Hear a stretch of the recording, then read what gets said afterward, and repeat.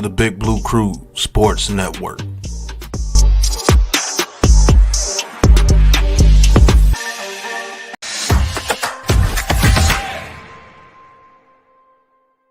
Hit the mic opinions with the snap. NYG 22, yeah, that's the cap. Unpopular takes, but we cut no slack. Watch the views climb while we talk that smack.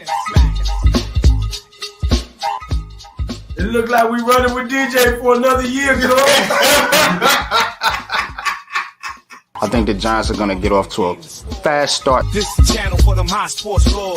Got the bass that hit like heavy doors. Unpopular opinion sports where the talk roars.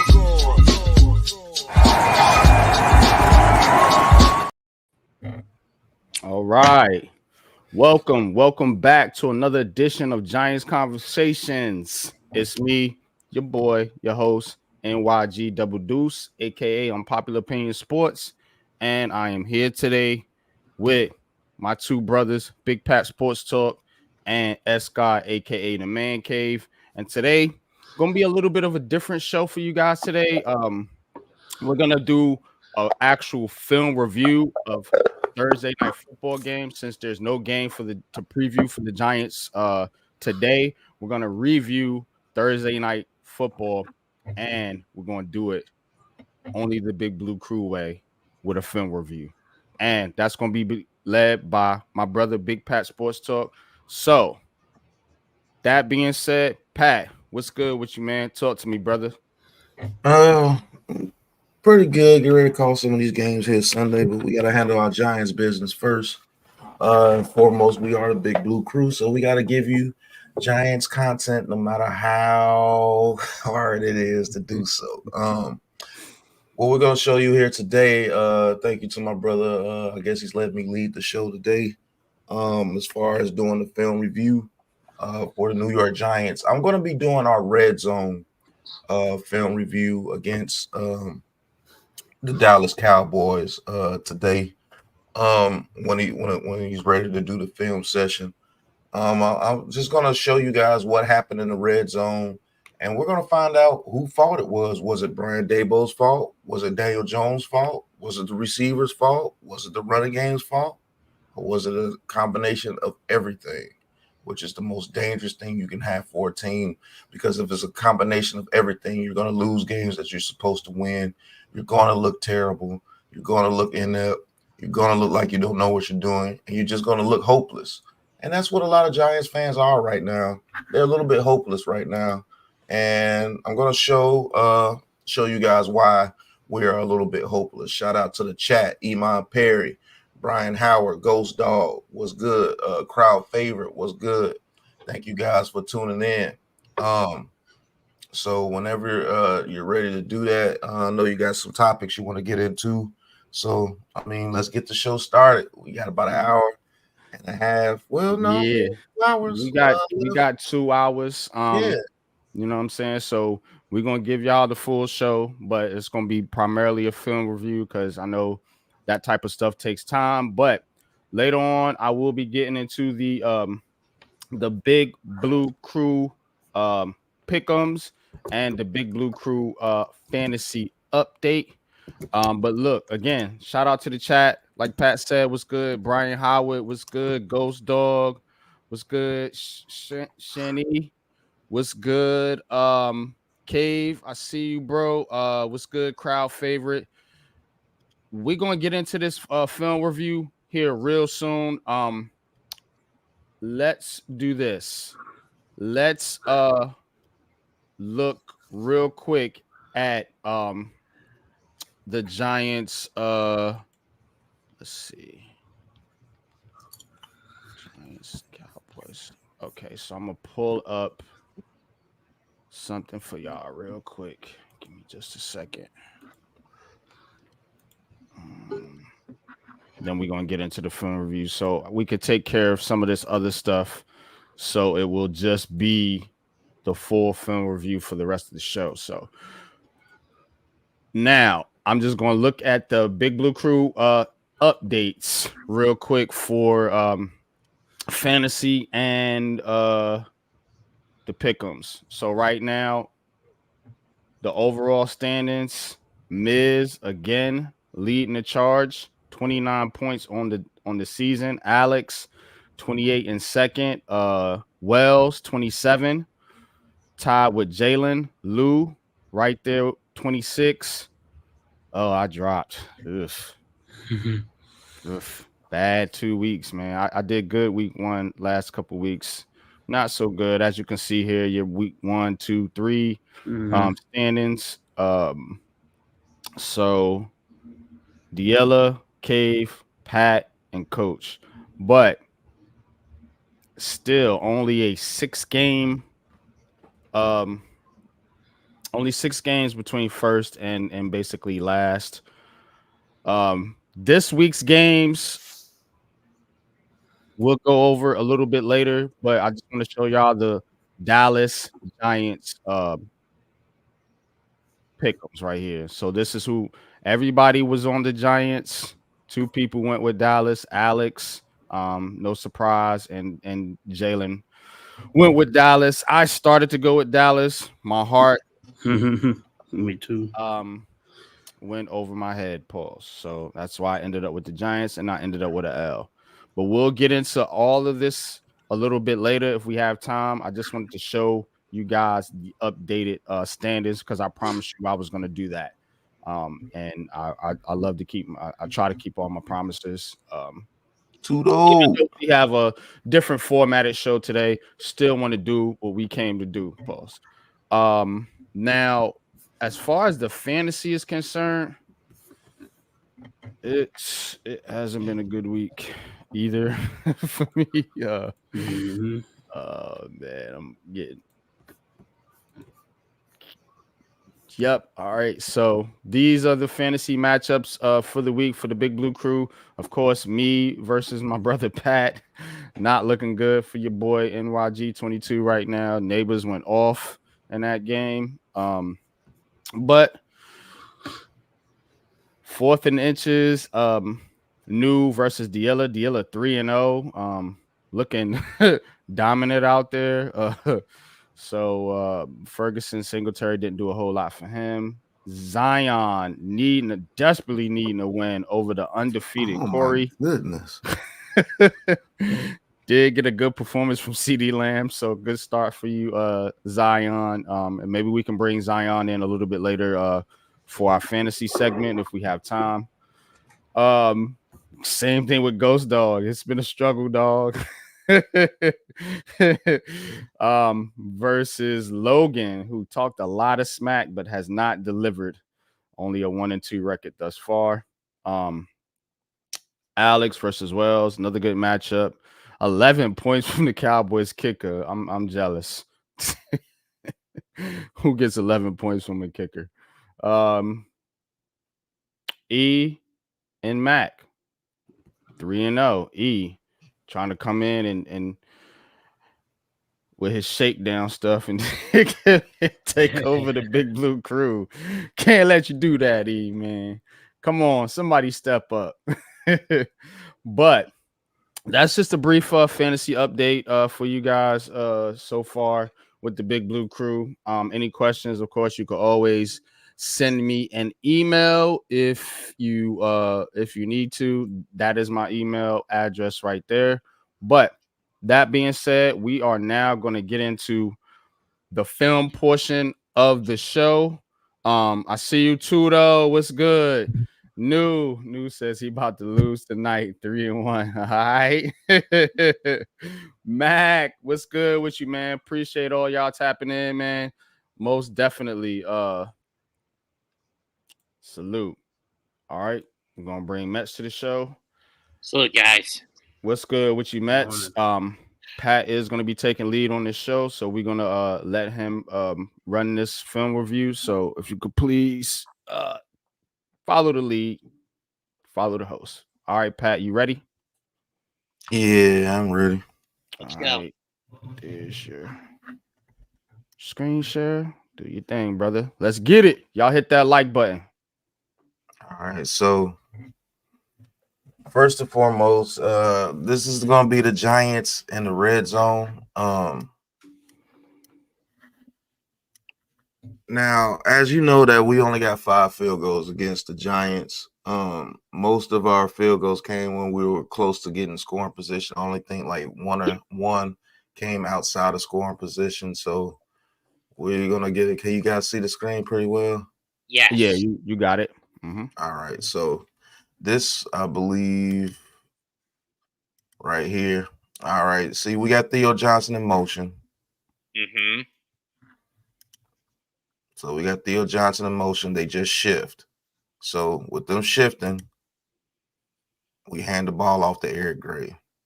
He tries to spin, doesn't get the spin. We get about 2 yards there. Now, our running game. Why not pitch this to the outside? Why not have Theo Johnson pick him up, pitch this to the outside, and we may get maybe 4 yards. Pick up Parsons right there. Or, you know what we could have done? We could have did a quarterback run. Could have had Eric Gray pick him up, Theo Johnson going out there to pick him up, him go down here, and now it's Daniel Jones running with this guy. True. You know what I'm saying? So, but look how they all crash though. Like run the play. Yeah. See how they know it's coming, bro. They all crash right there. Now, if you was to fake that, like you said, and let Daniel Jones keep it, look at that. Yeah. I mean, if you do one of your quarterback runs here, you pitch the ball to Daniel Jones, you have either Theo Johnson pick up. I'd rather have Theo Johnson pick up Parsons right here. You got Slayton to pick up maybe this guy or that guy, and you got Eric Gray out there to block. So you got 2-on-2 right there, and this guy's going to have to go all the way across the field to try to get Daniel Jones. I think you get at least 6 yards on this play if you do a quarterback run instead of going straight up the middle all the time. And then you're going straight up the middle to the side where Runyon is, where he's your worst run blocker. And this is first and 10. I think we had got a penalty. It was like a 1st and 15. Okay. Yeah, I don't like the play call. Not in that situation. Don't like the play call in that situation. All right, so we got another play. Yeah. We have no motion. So they actually left Neighbors pretty much open, and they went over there towards, he just got in front of him when the play was started. Got an RPO. You got Daniel Jones looking. What are we doing right here? Why are these two good dudes almost running into in the each other? same spot, and bro? Then you got a tight end right here. Right. If you was gonna do that, just take the deep shot to Neighbors. But look at that. You got one. You got pressure immediately. You got one. Oh, look, go back. You got one. All right, now run it. Keep going. Keep going. Right there. So you got one on the right side. You got 1, 2, 3, 4 people guarding basically. Yeah. Three guys.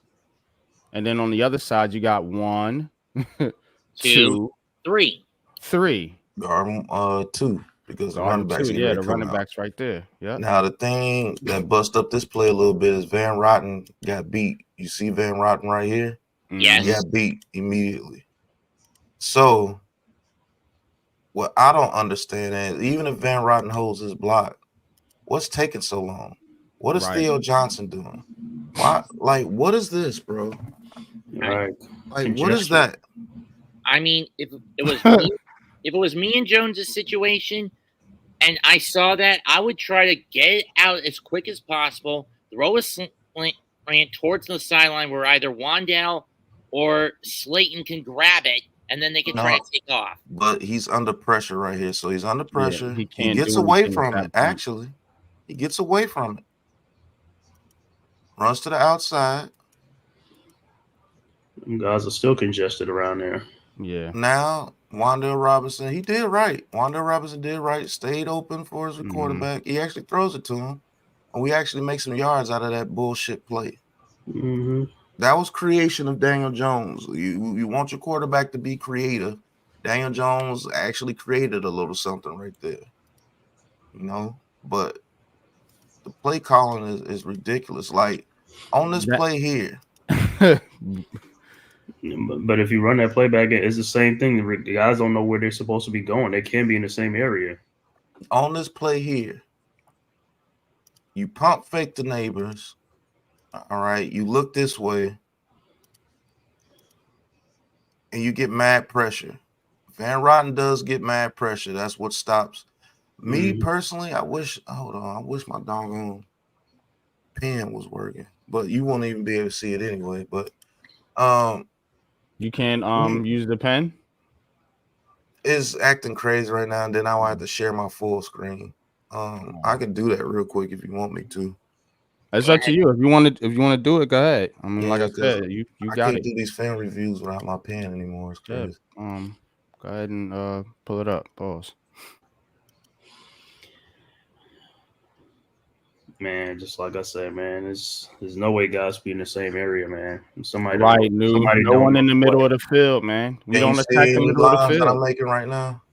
But then again, no, you probably have to reshare I and share my your whole screen. So yeah, hold on. Stop that screen share and then. Lauren asked me what the main problem is. I mean, this is just my 2 cents and nothing else. May I have? My 2 cents is this. The main problem this team has is the coach himself, Dable. Who did he get most of his plays from? Belichick. If you get your knowledge from just one source, it gets rigid and stale. And in this case, unbearably predictable. It's more like whenever a coach breaks a branch, breaks off the Belichick learning tree, they try to plant themselves there, but they always bear rotten fruit because of the rigidness of their schemes. Mm-hmm. So this is actually that's Manhurts right there going out on the route. So basically, this is what the routes were. Manhurts comes here, Theo Johnson went here, and Wan'Dale Robinson, I don't know, did the option route right here. Neighbors goes deep, running back goes out here. So what I don't understand is how all three of these dudes get in the same area. For one, like they run Manhurts and Theo Johnson run into each other. Off the bat, bro. And then Theo Johnson just gets manhandled by Overshown. He gets manhandled, bro. This is where Bellinger would have come into play better. Look at that. He got manhandled right there. And Theo Johnson, like, what the hell? What is this? In the middle. He runs right. He's running right back until nobody's in the middle of the field, bro. Like,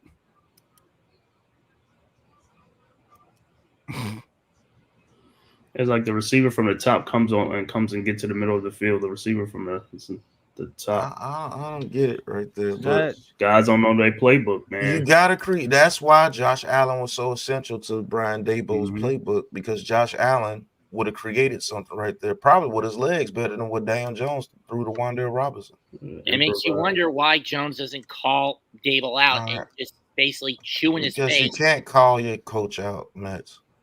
All right. You got a 5 receiver set here. Let's see what happens. Obviously, it looks like the Cowboys are in man coverage. As right now, it looks like they're in man coverage with a 2 high. That's what it looks like, because you have no motion or anything, because you're in a 5 receiver set. Now, when you see, before you run the play, I'm just going to ask you, as someone who studies football, you see that 2 high safety look right there with man coverage across the ball? What kind of play design would you come up with before we even look trying to get the first down? You see what a first down marker is? It looks like it's at the 16-yard line. I'm actually having him go on a slot fade. I'm having Wan'Dale Robinson. This linebacker more than likely is going to be inside leverage on Wan'Dale Robinson. So I'm having Wan'Dale Robinson do option route, go to the inside, fake to the outside, have this guy clear him out, Hopefully this safety goes with him. And this guy here, probably have him, That's to clear both of those guys out, have him do a deep dig across the middle if I have the time. Because Maybe you got a triangle of defenders right here for two guys on this side. So this is side right here. You're not really gonna be going to this side, but this side, more than likely, I'm trying to get him deep to bring these two. And since he has outside leverage, I'm having him do a deep out. That's what I'm having him do. Why not they ask you to coach this team? Because I don't have the credentials. I have to have paperwork. F credentials. You've got the mind. All right. And So for me, that's all that counts in this game. what they did was they did it to the opposite side, which can actually be pretty good. If he throws it, if he throws it right now, actually could have been pretty good. But they did exactly what I said right at the top, right? Slot fade. Slot Have one that rubs and go to the inside, go to the outside. Now this guy, I'm actually having him do this because if I have the time, which we've been getting the time, if I have the time, he's gonna beat him to the inside right here. You know what I'm saying? But they had Slayton do it. They had Slayton do the in route here. So let's see what happened. You know what I'm saying? If he throws this on time and gets this out to his hands to where neighbors could catch the ball and turn up, I think this is a first down, to be honest with you. But Daniel Jones throws the ball. He has to catch the ball inside. As you can see, we don't get the first down.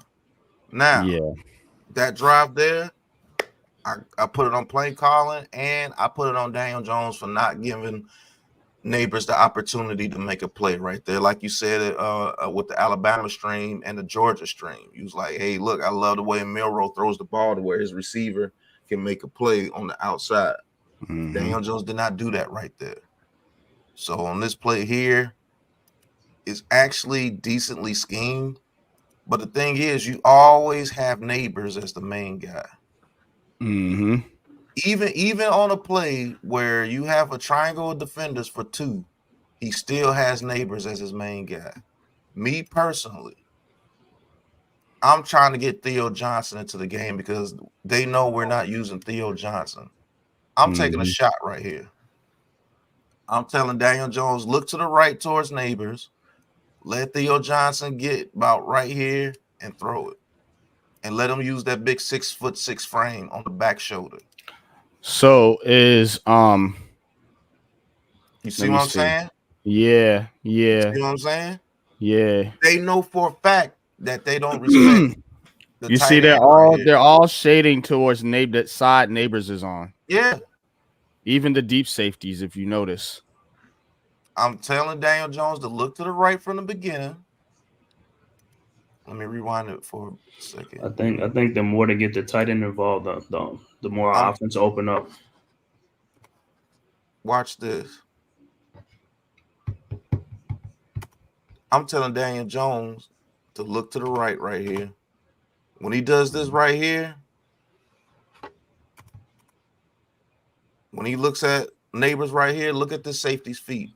Yep, that's what I was saying. That they know, bro. If he throws that ball, go ahead. My bad. Go ahead. Nah, you're right. Because if he throws it right there, if he throws that ball right around about right here, and lets Theo Johnson jump on, even if Diggs tries to go back and get it, all you gotta do is throw it with enough velocity and throw it high to a 6'6" tight end. He's gonna catch that. You see what I'm saying? Yeah. Look at that. Yeah. Yep. You see what I'm saying? Like, we have to implement that. Even though this is a good play, I'm not saying that throwing it to neighbors was bad. But if you want to attack and get these people scared to where this is wide open next time, you're not even the the people that do analytics when they talk about air yards, things like that, bro. You're not even attacking the first down marker with that play. Look at where the chains are. And So, bro, like, and to be honest with you, look at what the route did with Slayton right here. You see that route? You see how that you see mm-hmm. you see how this safety comes up on that route? Mm-hmm. You got the time. Throw a little loop route like that. Mm-hmm. And look at Theo Johnson go up top all by himself. Yep. Yeah, because nobody respects Theo Johnson right now. But if you wanted to attack,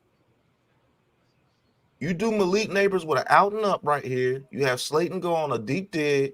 You have Wan'Dale Robinson doing what he does right here. Even if you still had this dude right here and you attack here. That's my that, shot Hyatt? play. Right here? Side? Yeah. I don't know who that is. With the orange sneakers up top. Yeah. I think that's Eric Gray. So if you want to go, hold on.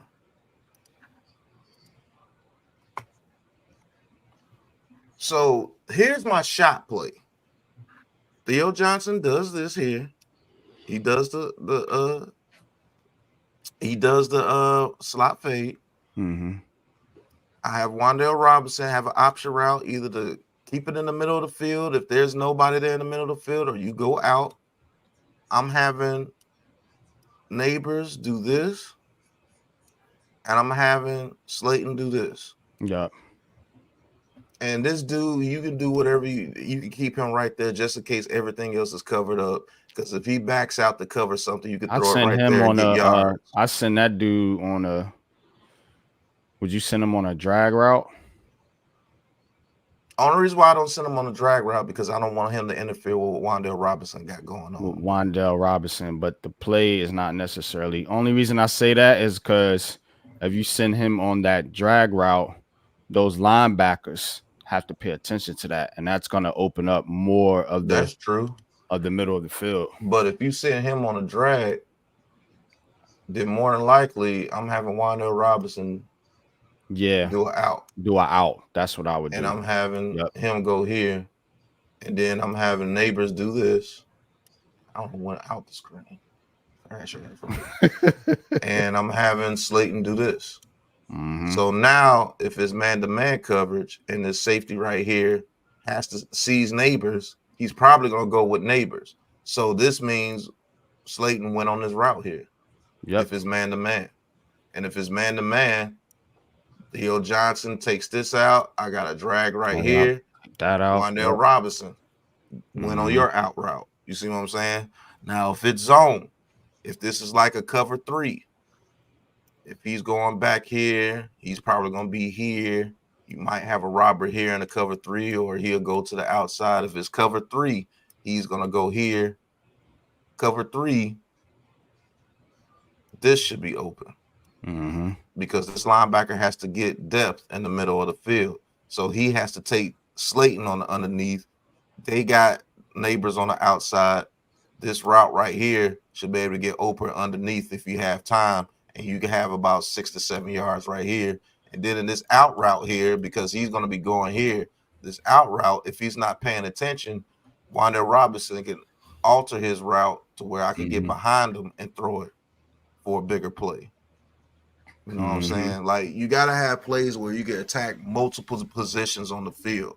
I would have loved to have him do basically an out and up right here. And this combination right here would have destroyed him. It would have destroyed him because there was a man-to-man. He came up to Slayton. I'm taking Malik Neighbors one-on-one with this guy all fucking day. Fucking day. Oh, yeah. Like, that's easy work, bro. You know what I mean? That's easy, man. And the other thing too is, Pat, why not have Hyatt in on a play like this, bro? Let's see where you got Slayton here. If that's even if that's Eric Gray up top. Hell, I would put Theo Johnson.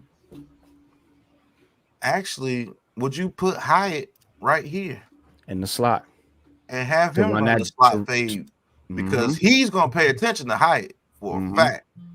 And if you could get this guy and this guy to go with Hyatt, that means Wan'Dale Robinson is one-on-one with a linebacker in the middle of the field. Mm-hmm.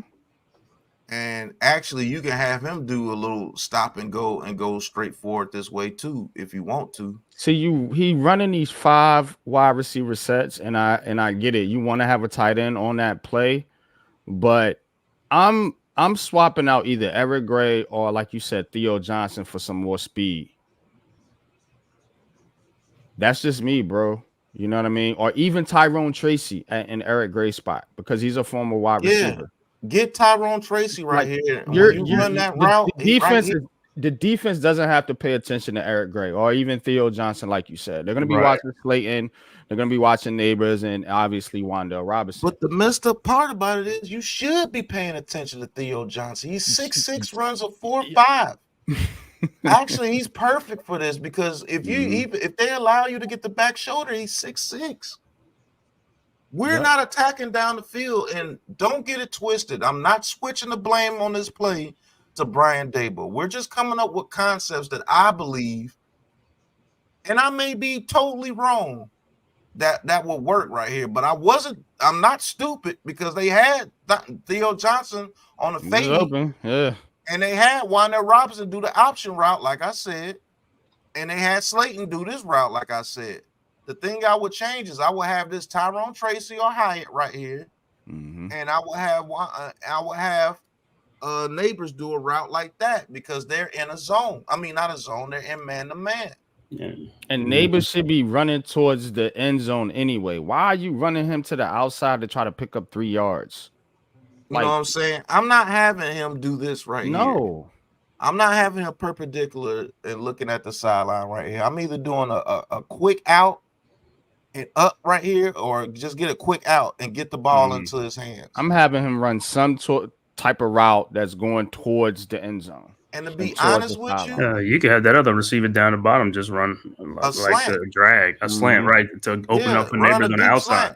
Yeah, because if you run a deep slant, it's quick enough to get the ball to him before this dude can get up here. Right, exactly. If he gets a good pitch, he probably gets the ball like right here, and that's a first down too.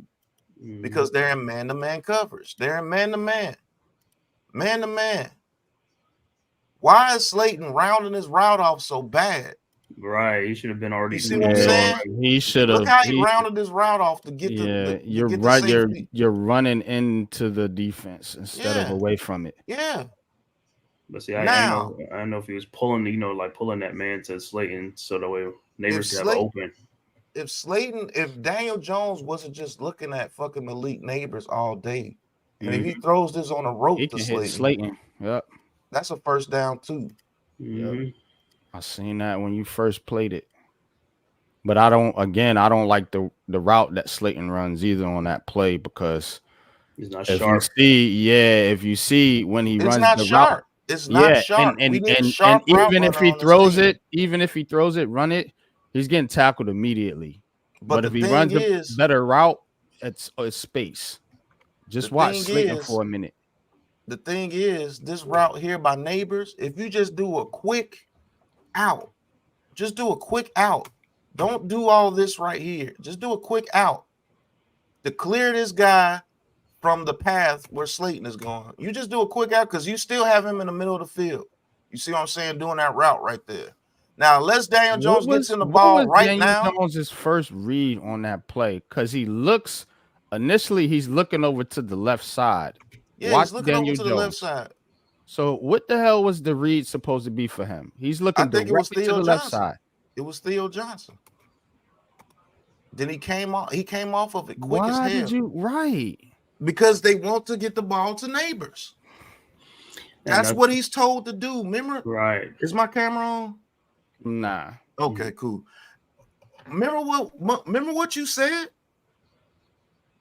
They're giving the ball to fucking Neighbors every play. That's what they're telling him to do. He's a robot. Neighbors and Robinson, 15 and 14 targets. These other guys getting 2 targets a game, 1 target. That's crazy, bro. Can't win like that, man. Nah, then you only were making one side of the defense work, and everybody knows where it's going, so they're just going to congest to that area. Why not trick the damn defense and have Daniel Jones look to Neighbors first and then come to Theo Johnson? You see what I'm saying? If he looks at Neighbors first, This dude everybody's going that way. That's going to be that dude. And throw with some fighting. anticipation right here. You get this ball to Theo Johnson right here. That's a catch all day long. And just like you said, Pat, with Tyrone Tracy misusing him, we could use him like Debo Samuels. He could be a running back. He could be a receiver out there, decoy out there. And then if he wasn't so fixated on Neighbors, he throws that ball right here with some velocity, like right here. It's a first down to Slayton. He gets hit.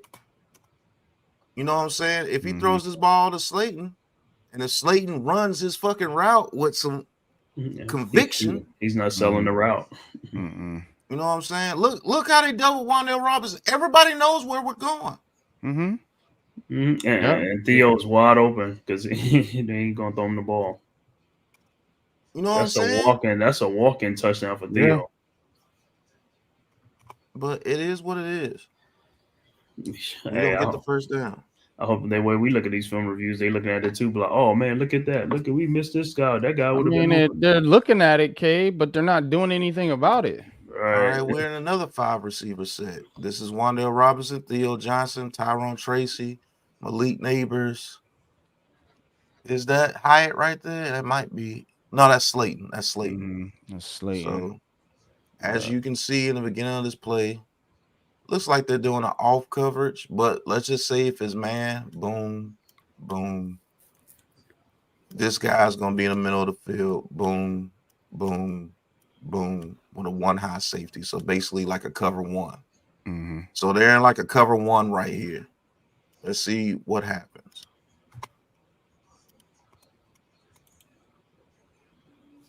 Actually, I don't think. They just try to fit it to Neighbors all fucking day. I'm telling you, bro. Not even. That's what they do. So run it back to the. Okay, look, looking the whole time. Start from the beginning of the play. Watch Daniel Jones. Looking. Yeah. Like, bro, you're getting rid of the ball as if you're under pressure. Look at the pocket, bro. Now, me personally, I'm making you look how they go. Look. Boom. You want to focus on Neighbors so fucking much? Boom. Because this play is going to be open later on because you're concentrating on, okay, I don't want this route to happen. Now Malik Neighbors catches this ball and this dude's not running towards him. Malik Neighbors gets on the outside right here. He's going to get his fucking yardage. He's Malik Neighbors. You don't have to force it to him. I believe forcing it to him is making it to where he's going to have 100 catches for 1,100 yards or something like that. You see what I'm saying? But if he could get 81 catches for 1,400 yards, which one is better? Yeah.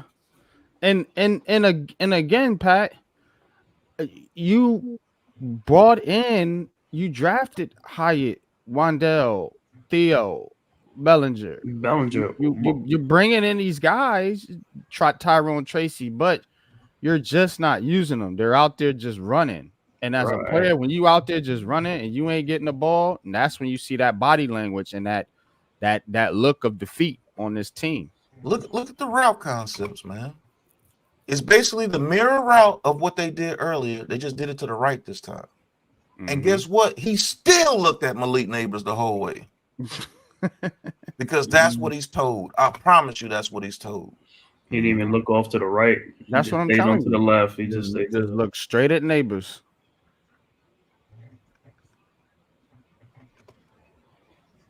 Look at this dude right here. He's in man-to-man coverage right here. This linebacker is supposed to be in the middle of the field. He runs straight to Neighbors. And that opens up Slayton for any route going to the inside because this guy has to stay to this side right here because there's 3 people on the hash. But guess what? You really don't even attack this safety. You see what I'm saying? You don't even attack the safety. Nope. The safety's job in this game is easy. He doesn't have to do a lot. All right. Like he doesn't have to do anything. Why don't you why there's nobody in the middle of the field, bro? Nobody's in the middle of the field. Why not run Theo Johnson here? Somebody should be. Why here. not run Tyrone Tracy on a slant to the middle of the field? You see him down Something- there at the bottom something. of the screen, butt naked. He needs to be Because running instead of he's standing just there. an He's outlet standing route. there. He's an Right. outlet route. A lot of teams do that, NYG. That's cool. I know it might be a concept that you don't understand, but he's the outlet route of No, everything. I understand it, but what I'm saying is like you can flip that role and have neighbors be that, or have somebody else be that, and get somebody else involved out there running routes. That's fine to have someone there, but again, you know, why isn't Tracy running? You brought these kids in here, man. Give them some burn. No, he's phasing. I don't know why he's phasing him out. That's got to be part of your Why offensive plan. Why don't you have Wan'Dale Robinson do something different? Have Wan'Dale Robinson run a seam route, And that's all I'm asking, bro. Like, have these guys. Wan'Dale Robinson run a seam route. Have Theo Johnson attack, do an in route. Have Tyrone Tracy either. I'll have Tyrone Tracy just take Diggs out the play. Just run a deep route, take Diggs out the play. Have Wan'Dale Robinson run a seam route. Get this safety right here involved with him. And then you can have Malik Neighbors do a route here. You see what I'm saying? Either this dude is going to go in the middle of the field with Wan'Dale Robinson to try to cover with him, and this safety could be over the top. To be honest with you, I don't even have Malik Neighbors right here. I have Neighbors where that's exactly what I was saying earlier. And you flipped the two. And so everybody's going to be looking at Neighbors on that side. Guess what? That route that you want to get open is going to be open now. Guess what? I'm having freaking Slayton run a post. Yep, clear that man out. I have Slayton run a post. I gotta get this man to go to somebody. You see what I'm saying? Mm-hmm. I probably have Hyatt right here. I have Hyatt do an out, a speed out. Not a speed out, but a deep out right here. You want to line that far off of him? This guy right here, he's gonna have to go in the middle of the field. Because why? Because I have Theo Johnson coming here underneath. Now I could get Wan'Dale Robinson to probably do a post. One-on-one with a linebacker with Wan'Dale Robinson do a post and have him go deep. And that's Neighbors. So Neighbors probably pulls him over here. And I got a one-on-one with either Slayton. I got a one-on-one with Theo Johnson in the middle of the field. Or if this linebacker does his job and go to the middle of the field and bracket Theo Johnson, I got Wan'Dale Robinson on the post. This shit is not fucking hard, people. It's not, bro. I'm telling you, bro. And I'm gonna say this: even when Mike Kafka was in Kansas City, he used Travis Kelce all the time. The tight end was used a lot. Why isn't the tight end being used? And he's not calling the plays right now. That's NYG. I'm glad you let me do this. This is about my route concepts. Even though this was about my route concepts, I got this amount of speed, post, out, post, deep dig, deep. I'm taking a shot. I got the offensive line to where I can get my shots. Yes. There's no excuse for the offensive line anymore. Right. Offensive line doing their job. Let's see what the offensive line did right here.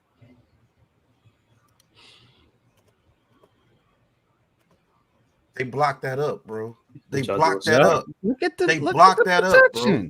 Look at that shit. They blocked that up. And the Cowboys try to do a stunt too. If you play as they try to come around and they try to do a stunt. They blocked it up. Daniel Jones has time, bro. Plenty of time, bro. Daniel Jones has time, bro. We can get those shots now, man. Look Jackson at these Black, route appreciate you. Tarondrick Rainey, appreciate you. Darnell, Big Money, thanks for tapping in. Heavyweight Champ, thanks for tapping in. The Don, thanks for tapping in. Not Zay, thanks for tapping in. Appreciate y'all in the chat, man. Please hit that like button. Please hit that subscribe button for Big Pat Sports Talk, NYG22, aka Unpopular Opinion Sports, S God, aka The Man Cave, and Mets 2128, aka Snarf, and the rest of the Big Blue Crew. Today is a special edition of Giants Conversation. We are digging into the film room. I love it, man. One of my favorite segments, man. But Pat, But keep cooking, bro. all right.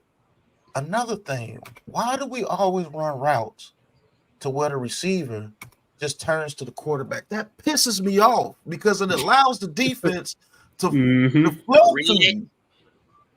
You see what I'm saying? Have Malik Neighbors. If you're gonna do this, have Malik Neighbors run it out. Right. To get away from these dudes. And if they're chasing him, he runs the out. You throw the ball to the outside, he has a chance to break.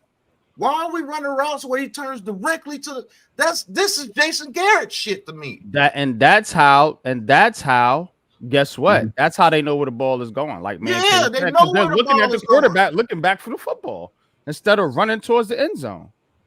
Fuck, man. You're in the red zone. Why aren't you running a route towards the fucking end zone? Now bro? I see what's going on. You're running routes to where the receiver turns around to the quarterback immediately. You do that on short yardage, 2 yards, 3 yards, not fucking 15. You have the offensive line to where you can get the ball down the field if need be. Attack. Now I see why people are saying that Daboll's calling plays scared. More like, to me, it's more like stagnant, tunnel vision, and metal-minded, making a sacrifice out of the team instead of making sacrifices for the team. Have Slayton explode out his route deep. If you want to get this ball to Neighbors that fucking bad, look at the space. That's 10 yards of space, bro. Just have him do it out. Right. Why are you running him into the defense? Have him take 2 steps forward, go straight out, hit him on his damn outside shoulder. He catches it, he has a chance to run up the field. Why are we running routes where he just turns directly to the quarterback? I understand he's a talent and you want to feed him. Yes, you feed Malik Neighbors the ball. That's a smart thing to do. But do it correctly. Do it correctly. He is too talented of a receiver for you to run the play. That's the truth. And just have him do that.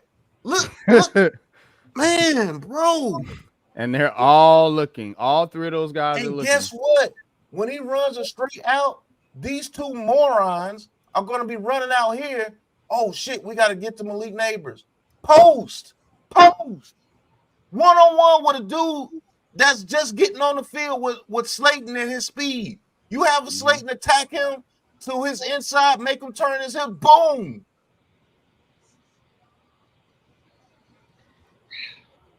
We actually have the talent on the field to do this. You're making the defense too easy because look at those again. 3 guys guarding 2. It's like how I used, and they're not even. They don't even have to. They're not being put in any type of conflict. And first and foremost, why the fuck is Hyatt not right here? If you want Malik Neighbors in the slot, hold on, Mets. If you want Malik Neighbors in the slot that bad, pause. Okay. Why is Hyatt not right here? Hey, if you run this route concept with Hyatt, Diggs has to respect Hyatt on the deep route. He has to respect Hyatt on the deep route. You take this right here, Wan'Dale Robinson. You can run 2 quick outs right here with Wan'Dale Robinson and Neighbors. Do a post, have him go in here. And the post means he's going towards the end zone, not right here like I'm drawing it. Hold on, let me do what I want you to do. That's what I'm running. Because now you put this in play. Okay, he has faith in Diggs against Hyatt. I got it. And he's probably going to take the post. Guess what? Now you got that. Guess what? Because this dude here, these 2 dudes here, they're going to run with Neighbors. They already showed you what they're going to do. They'll run with Neighbors. This right here, he has to respect Wan'Dale Robinson to the outside because he has no help to the outside. He has no help, so he's going to have to go out there with conviction. He has no help. This route here clears him and him. Or if he respects Diggs that much, this route clears him and it allows you to get a shot to Theo Johnson in the middle of the field. It's wide open, and I got all the time in the world because my offensive line is legit now. When it comes to pass blocking, they are legit. I think they're ranked in the top 10 now. A-Train, man, says what I've been saying. Jones doing what he's being told to do. So when we look at film and guys run a route and it's not good, it makes him look bad as a QB. He's being set up to fail, and fans want him gone. These play calls, bro, it kind of cements what I've been saying, bro. They're not setting these guys up to win. They're setting them up to fail. Why are we not attacking this? I'm telling you, Brian Garrett.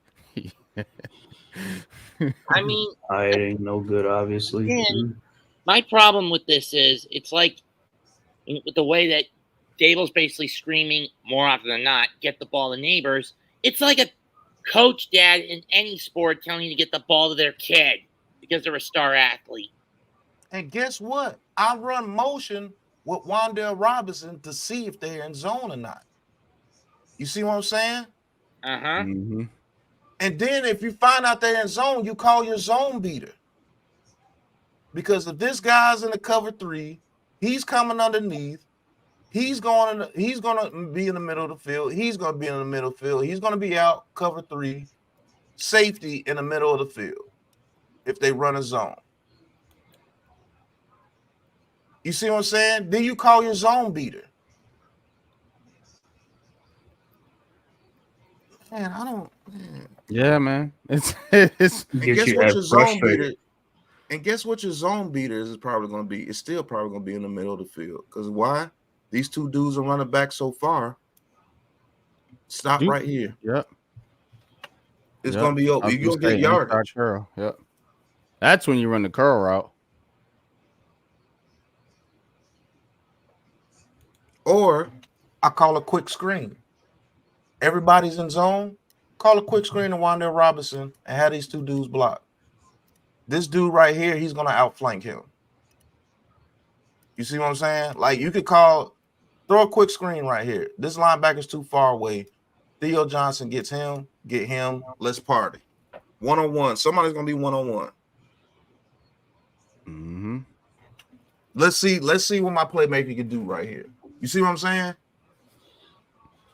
Like, man, you gotta have a fucking plan. If I can have, I'm not saying that's a great plan, but if I could come up with some type of plan against zone and man, because I put my dude, and come on, bro. I know you can do it, bro. You an NFL coach, and you've been coaching football for over 20 years, Brian Daboll. I know you know a hell of a lot more than me. I know you do. I'm not that arrogant to say I know more than you. I'm just mad you're not implementing your knowledge. Right. Yeah, you're more implementing tunnel vision in your place calls. That's crazy to me, bro. That's crazy to me. You see how quick I came up with a scheme? If I had my man in motion and you showed zone, guess what? Your top playmaker, okay, I'll reroute the call. You want to run cover 3? I'm still running a post with Slayton because you're running a cover 3 out of one high because you have so many people across the line because I got 5 people across the line. So you got 2 linebackers on the field. There's no way possible we should be getting stopped if you got 2 linebackers on the field and we got Neighbors, Hyatt, Robinson, Slayton, and right. Them linebackers no way. Them, bro. No way. No way. No way. You got 2 linebackers on the field. No way, bro. No way. You're making it too easy. Even if you run a zone, whichever receiver you want to get in the middle of the zone, do it. And guess what? I got a post behind it. And guess what? I'm running a slot fade. And guess what? This dude's running the quick slant now. You want to know why? Because this guy has to come out. He has to go deep. He's going to the middle of the field. He's going to the middle of the field. I run a quick slant right here. More than likely, he catches this ball, and this linebacker's right here. He still might be able to make a play. Damn right. Because I have Wan'Dale Robinson run a seam right up here. Don't run it too fast where you get into the post. Well, you shouldn't be able to get into the post anyway. But I have Wan'Dale Robinson attack this right here. Mm-hmm. And I may be able to get him one-on-one against a linebacker in the middle of the field. True. Yeah, Ghost. The only thing I could understand, the only thing that I could see is to why they are doing what they're doing is the fact that they do want to get a high pick for a draft pick. That's the only thing that I could understand. And if that is the case, they have some type of assurance from John Mara that they will not be fired. And here's the problem with that setup, guys. I know it's early to talk NFL Draft 2025, but if I may share something. Go ahead. Let's get to the Tank Ball site. As it stands now, the way I see it, with the way the records are, the Giants won't even get a top 5 pick. And right now, be in the top 5 for a draft pick at the moment. Because you got at least, let's see, the Titans, the Jaguars, the Bengals. That will all change, Mets. It's only week 4. I know. That will all change. I don't think the Bengals are going to be that bad. Like where they're a top 2 pick. I'm just saying at the moment, Pat. At the moment. I know it'll change sooner or later. But here's another play. Tank-a-thon. All right, we're bunched up. Here you got Wan'Dale Robinson in the backfield. You got Theo Johnson, Malik Neighbors, Tyrone Tracy, Darius Slayton. You line this up right here because you're scared of the blitz. I get it. Okay, Giants would be the 4th. So the Cowboys have 6 people across the line of scrimmage that can come, with a potential 7th in him. So let's see what they do.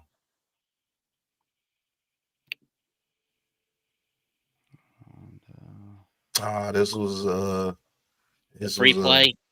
Yeah, it was an offsides. Offsides, yeah. All right, so this play, you got Malik Neighbors, Tyrone Tracy, Wan'Dale Robinson, Theo Johnson, Slayton. For some reason, we don't like Hyatt on this team, but that's okay. I think it's more because Dable's a spiteful little moron who doesn't like it. All right, so as you see here, they're lined up man to man. Man to man. Press man at that. Yep. Press man, off man. You run off man on Theo Johnson because you're not afraid of him, to be honest with you. And it looks like it's a too high. Now, the way he's looking looks like he's going to come right here. And you got this linebacker. He has to do whatever this running back does. So, and if I can read that, I know Daniel Jones reads that. So, that stop. Come on, man. Stop it. All right. So, let's see what happens. They sent 4. They did exactly what I said they was going to do. And they stopped them. What the hell? It's like you're telling him to read one side of the field, and that's it. And he gets sacked. Oh my God. That's on Daniel Jones, and just look at the routes, man. Indeed. You got Theo Johnson with this lame ass route going against a linebacker. You a 6'6" running 4.5. Get into that man's hip and explode in your route.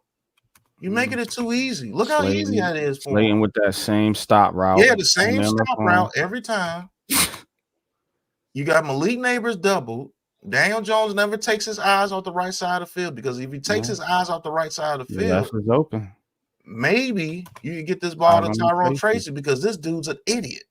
Yeah, he comes down. But he's an idiot. You want to know why? Because your eyes never came off the right side of the field.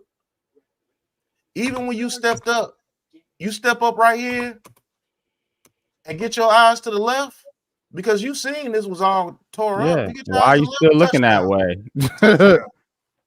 Touchdown. You get your eyes to the left. I know you can jump and throw that ball to him real quick. It's either a touchdown or we're at like at least a 3. Mm-hmm. That's on Daniel Jones. But look at the route concepts, man. Like this route concept only wins if you have people that are ready to play. Like Theo Johnson's route running is awful. There's no way your big ass should be getting covered by a linebacker like this. I mean, seriously, why isn't Bellinger in this spot? He's the better blocker and the better route runner. Now the offensive line, you got to step up in the pocket quicker than that too. They gave you a pocket. Mm-hmm. I mean, Illuminor Parsons does beat him. Why does he step up? What was he hesitating for? Where was he going to throw this ball initially? Go back, Pat.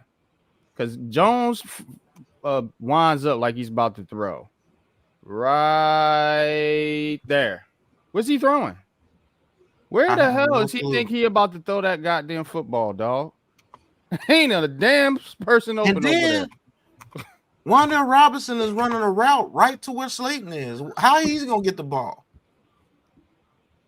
How is he gonna get the ball? This is why people complain about Daniel Jones as far as his playmaking ability, because if he has any type of playmaking ability, he steps up in the pocket. This dumbass linebacker didn't do his job as far as Tyrone Tracy. Look at his dumbass. He's looking right at Daniel Jones. He steps up in the pocket, looks to his left. Look at right there. He could have made it. Look right there. That receiver going by the 10-yard line. Daniel Jones could have thrown it on that side for a touchdown that way. Right over here, the neighbors. That's covered. No, hold on. No, other side down. Right there. Right here? That dude, like to the outside, like right there. You can throw it to his outside shoulder and let him use his big ass frame. That's why I thought that's where he thought he was going to want. That's why I thought he's going to throw towards that. That's where he initially. That's what he was looking at. You saying, K, when he pulled back. That's the only way. I mean, if he steps up in the pocket, if he steps up in the pocket and throws this back shoulder and throws it to like right here, he gets it over this dude's head. And to be honest with you, if he starts looking and he pulls it like he's getting ready to throw it to him, if this fucking route wasn't going all the way towards over here by Slayton, I'll throw it to Slayton and get a quick first down. Mm-hmm.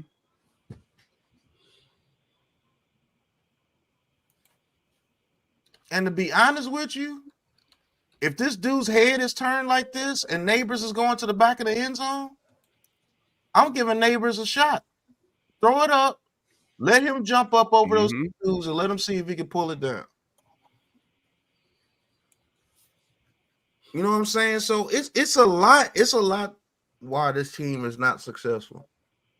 And yes, if you change the quarterback, it will be a good thing. Yeah, I'm out on both of them. Like I said, Pat.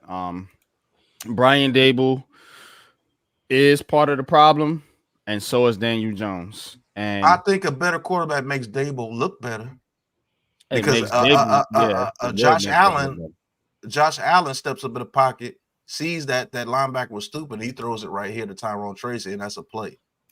You see what I'm saying? The problem is Daniel Jones hasn't had the proper guidance for that sort of like force. Josh Allen sees the pressure, he steps up immediately. This linebacker right here comes down because he thinks Josh Allen's getting ready to take off, and he hits him right here. We'll see if that holds. It's probably a touchdown. Cook probably gets a touchdown right here. We'll see if that holds true Monday against Baltimore. Or is it tonight? You know what I'm saying?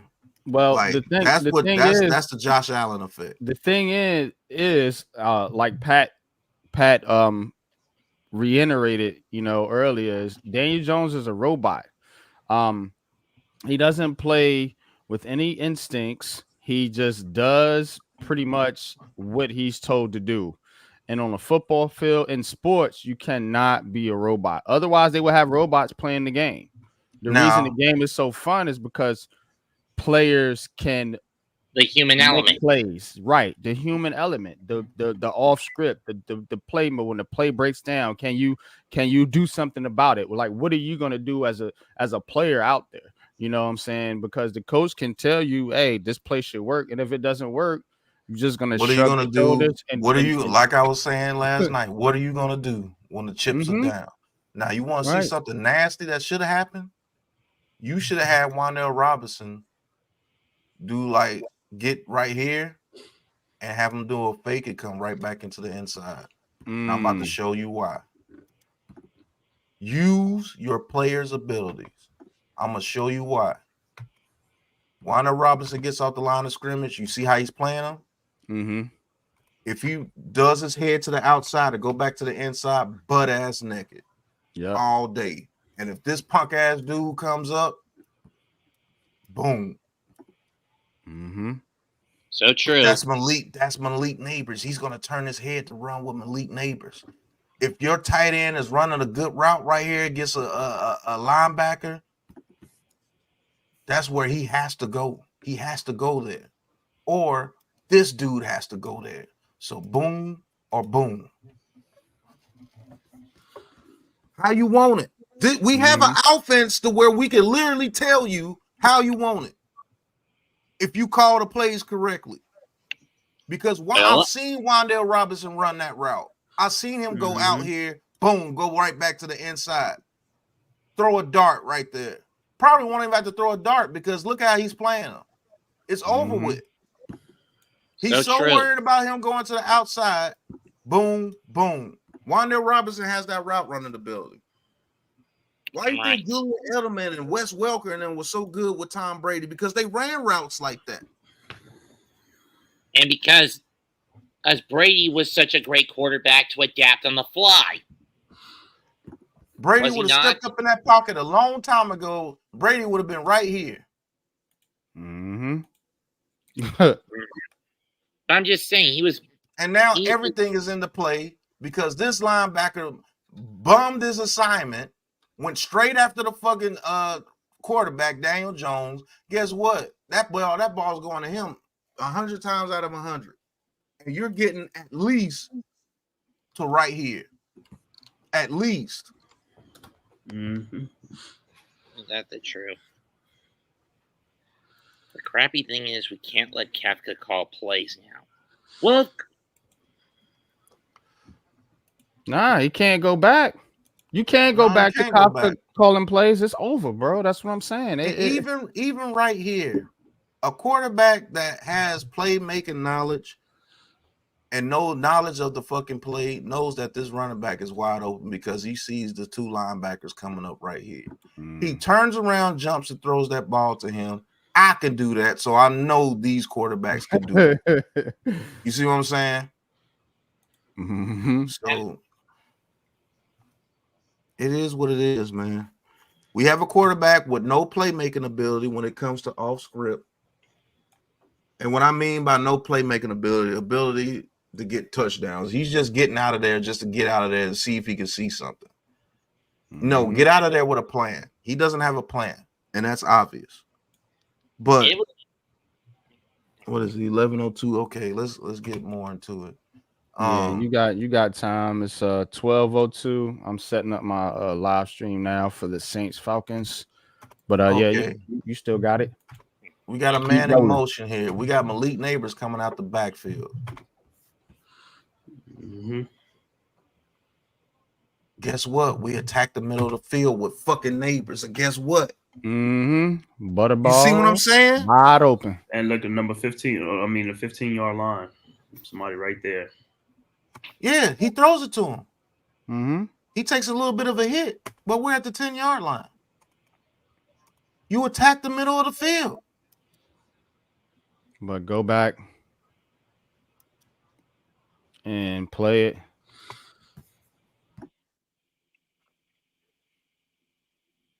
Run a clear out with Hyatt. Guess where the safety went? where Hyatt is. Now you see that. Hold the play right there. Now you see that, right? Now you see Neighbors cutting. You see the separation. He's starting to come open now. Daniel Jones, let that ball go. That ball need to be coming out right now. This is how you're gonna get this kid hurt. That football need to be coming out right about now. Yeah, now. See you what throw I'm saying? that right here now. Yeah, now. He allowed this dude to come back into catch the up play. to him and hit Neighbors. And then he That's led what him I'm into saying. him at that. And you threw it high, right? You throw that ball, start throwing it now. Right now. Throw it right here. Right here. This is where I say Carson Beck will be better than Daniel Jones last night. Yep. Carson Beck throws that. It's going to be a floater. He's going to get him right here, and he probably has a chance to make this dude miss. And look at when you got Bellinger on the field. Look at Bellinger. Yep.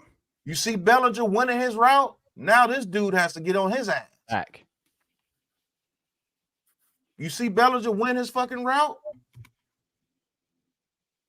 Look at Bellinger. That's hard. That's a hard run for Bellinger. But guess what? He's running hard. Pause. Theo Johnson's probably sitting around right here. Hold on. My bad. Sit Theo Johnson's ass down until he runs routes with conviction with that speed that he has. So he's running lazy, sloppy routes. Look at Bellinger. Look at Bellinger. Pick him up and put him down. Look at him. Is he the fleetest of foot? No. But this dude is like, okay, what is he going to do? Because he's running pretty fast. Is he going to cut? Is he going to cut to the inside? What is he going to do? Theo Johnson, he's in front of Theo Johnson just looking at him. Look at the route concept. You got this guy to come here to occupy this man. Boom. He's in the zone, but he has to chase Malik Neighbors. Bellinger is going to the outside. He's covering him. Hyatt is going on a deep post, takes him. Guess what? You got this route to get him. To pull and just him look up at the to difference in those. You're in those attacking the whole field. And look at your personnel. Now you got Hyatt out there, like you said, with speed. They gotta respect that. They gotta. Now you got Bellinger out there, who, like you said, is not the fastest, but he's savvy. You gotta respect that. You know, he knows how to get open. Anticipation. Stop hitching all fucking day and release it. You got the arm strength. You got the arm strength to get this ball right here on the rope and let's oh boy. Can't even get the names right. I'm so pissed off. If you get this ball right here, he catches this ball right here. Who knows what I know he's not going to get him. No. So only thing you can hope is this dude turns around and stops him around about the 3. It's everybody on this team. That's why I was so pissed off. That's why it seemed like me and NYG was going at. No, we're literally saying the same thing, but he's attacking the higher ups. And you're supposed to. I'm attacking the players as well, and that's where we disagreed at. It's on the players too. Yep. When he does call a good play, execute it to the utmost ability. Why is this ball still in your hand? Why is the ball just now getting released?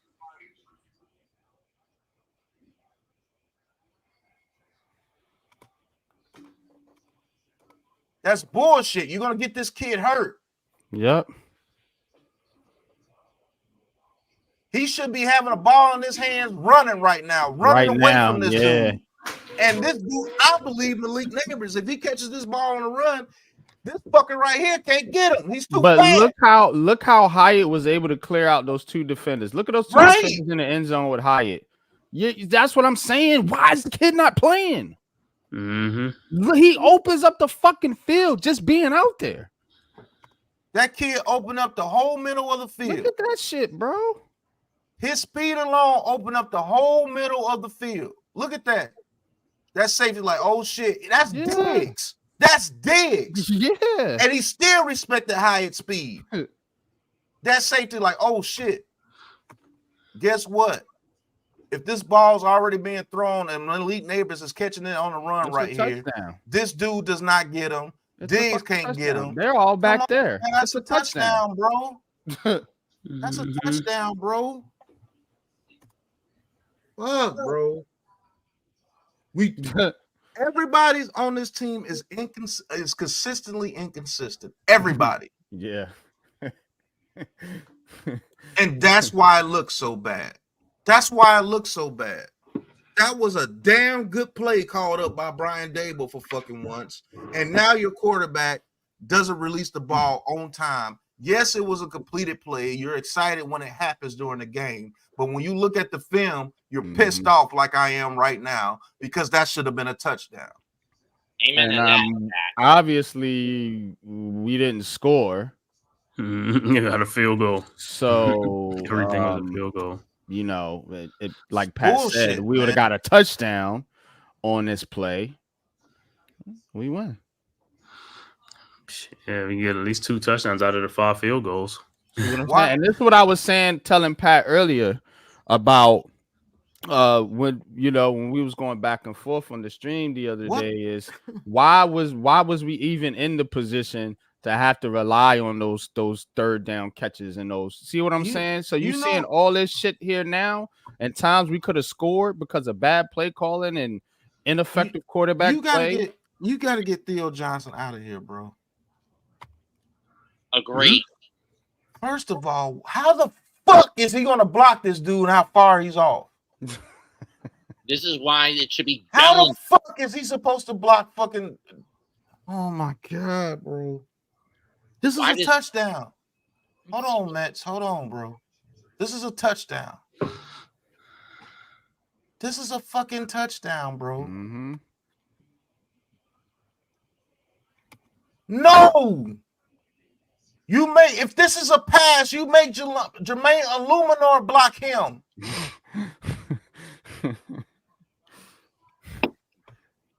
You're giving this dude a free reign to the quarterback. This is a touchdown. Easy. Mm-hmm. Slayton, all day long. Look at that. He runs straight for a touchdown all day. Because guess what? If you put fucking Theo Johnson on the route, You're just this guy right here, he has to pull with him. Slayton goes right here up the middle of the field, and you got Wan'Dale Robinson on a fucking motion going back out just in case they guard those two guys up. Guess what? Now Robinson has a chance to work with him one-on-one. Mm-hmm.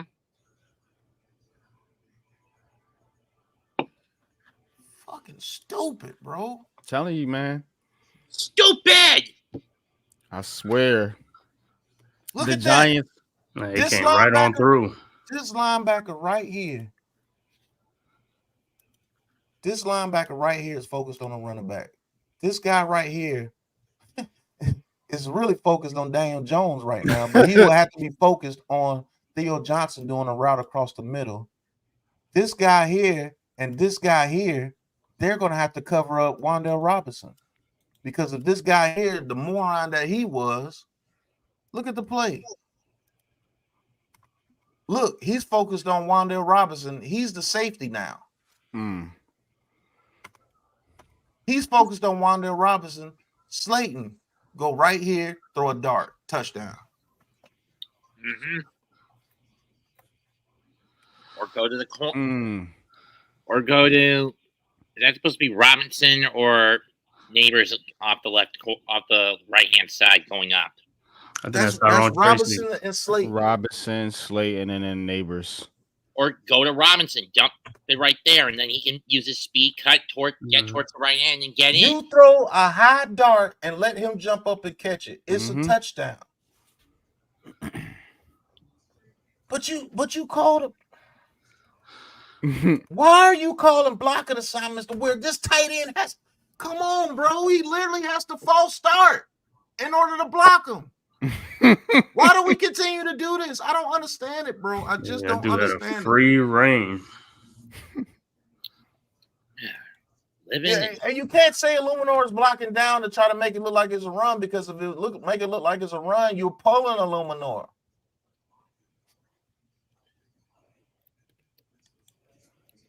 You think these dudes don't realize what you are, bro? They're going right after Daniel Jones every time, bro. Mm-hmm.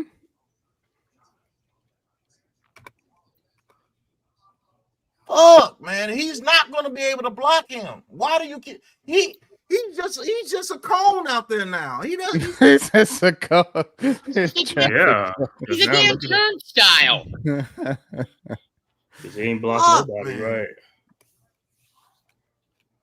I mean, at this point, I wouldn't mind getting Shador Sanders in the Look draft. at this. Theo Johnson is running with Daniel Jones 5 yards on the field. And you're right. I mean, you know we're near the man. You're not even blocking the man. That's what you're supposed to be blocking the man. He's behind Daniel Jones. Pause at that. Like Daniel had to get out of there. Daniel Jones is outrunning him. Daniel's had to get out of there.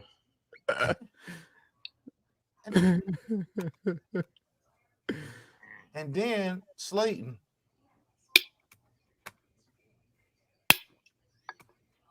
I don't get it, bro.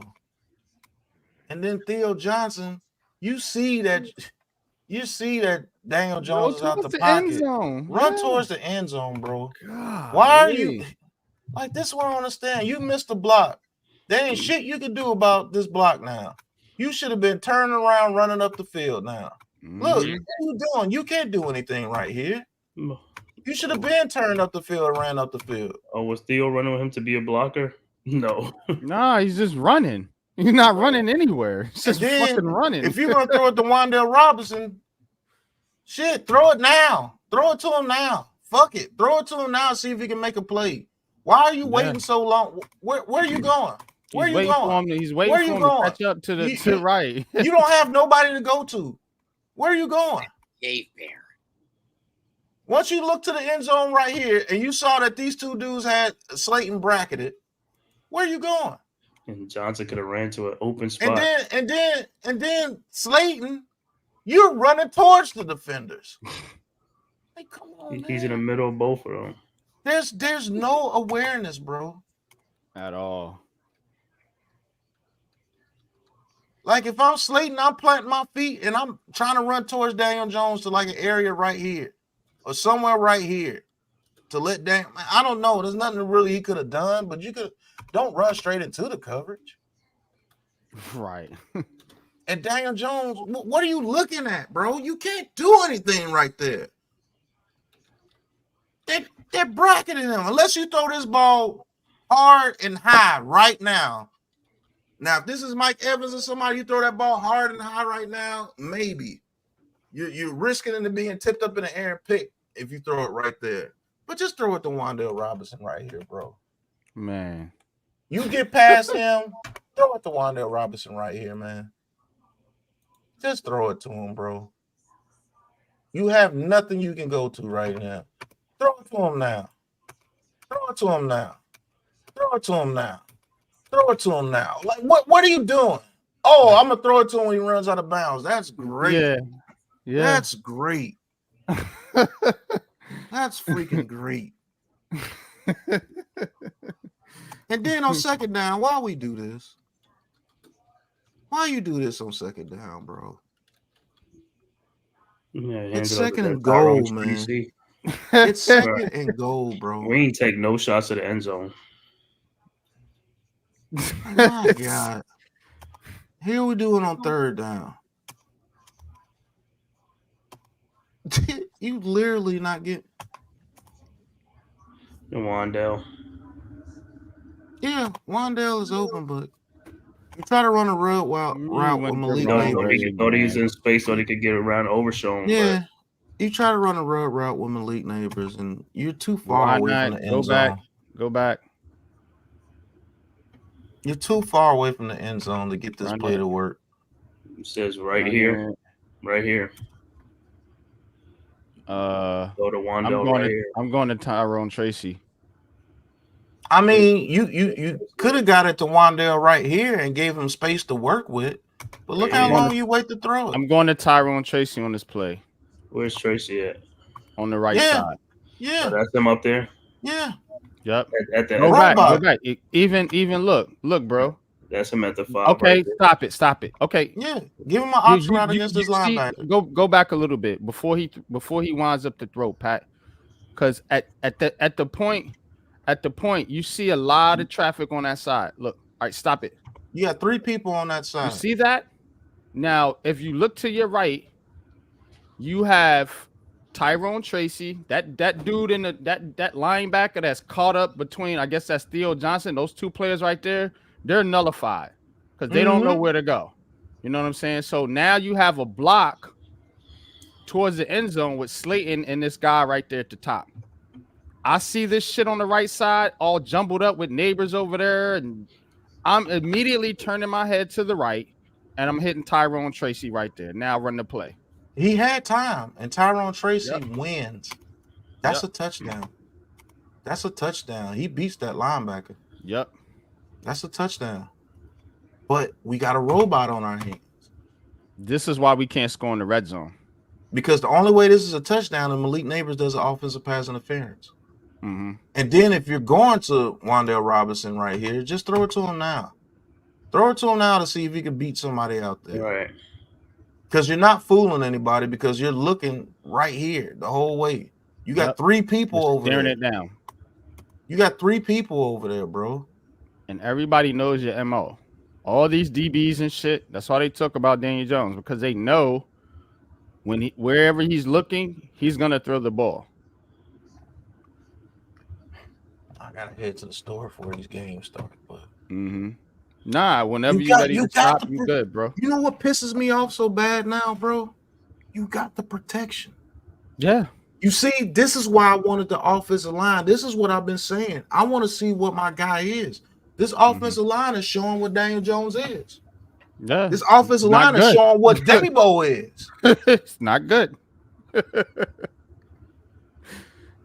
Stop being a robot. You got 3 people to that side, bro. I can see if it's 2 people. Yeah, you got 3 people to that side. Look at Tyrone Tracy. Look at this route right here taking him away. Look at this route right here taking him away. 1-on-1. I'm taking my running back 1-on-1 with Eric Kendricks. Tyrone Tracy wins. Look how much space is even before he throws the ball. Okay, you're looking to the left, looking to the left. I come to my right.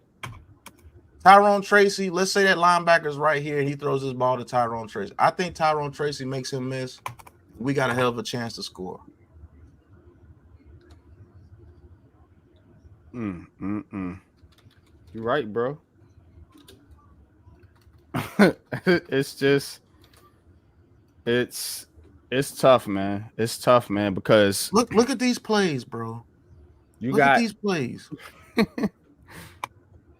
Look at these plays. Look how everybody flows to the ball. Look at these plays. Why is it? Look, you're in the red zone again. Why aren't you attacking the goal line? I have no clue. Guess They what? never This could have attacked the been goal line, catastrophic. That could have been. Look at his knee. Yeah, he's gonna If get. he that plants hurt, right bro. there, that's a torn ACL. Telling you, bro. I'm scared, man, for neighbors. I really am. You got Theo Johnson in motion. They shift over. It still could be his own. Nobody followed him. Now you pitch it to the outside. All game long, now you pitch it to the outside. Guess what? Manhurts misses his block. He gets his face crossed. That's why this play doesn't work. Yep. You see what I'm saying? And now you cut back. Instead of going forward and getting your yards, you think you're freaking Barry Sanders. Oh, he had him. You see what I'm saying? You think you're Barry Sanders and you're going to get yards. Come on, man. Just take your 3 yards and call it a day. Well, instead, you lose 5. I'll give him credit for that. It's Afghanistan, what's good? Jackson Black, what's good? I see y'all. You see how what's going on? You see how inconsistent Daniel Jones is? Now you see Daniel Jones get ready to throw this ball to Slayton right here, right? This is the 3rd and 14 I was talking about. Look at the anticipation on this throw. Slayton is not even out his route yet. Nah. And the ball's already in the air. That allows him to have a chance to catch that ball, and he doesn't do it. Yeah. You see what I'm saying? See how inconsistent he is? Yeah. Maybe that's the reason for the drop. Maybe he wasn't prepared for the ball because he's usually waiting for the ball after he turns. Yeah, to make a move.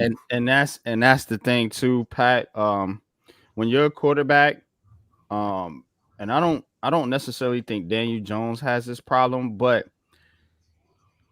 touch passing. You know what I'm saying? Like touch passing. Like you gotta have touch spin on the football when you're throwing it.